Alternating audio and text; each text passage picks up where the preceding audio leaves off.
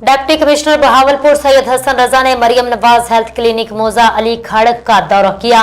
Maryam Nawaz health clinic मौजा अली खाड़क में फराहम की जाने वाली तिब्बी सहूलियात का जायजा लिया।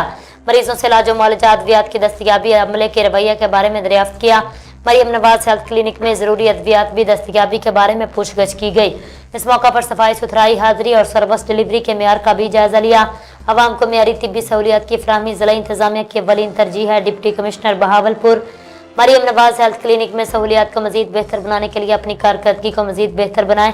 Deputy commissioner Bahawalpur. इस मौका पर डिप्टी कमिश्नर बहावलपुर को मुतल्लिका अफसरान और हस्पताल अमले ने मुख्तलिफ शोबाजात के हवाले से ब्रीफिंग दी। डिप्टी कमिश्नर ने मरीजों को बेहतरीन तिब्बी सहूलियात की फराहमी, साफ सुथरे माहौल और अवामी खिदमत के मेयार को मजीद बेहतर बनाने की हिदायत जारी की।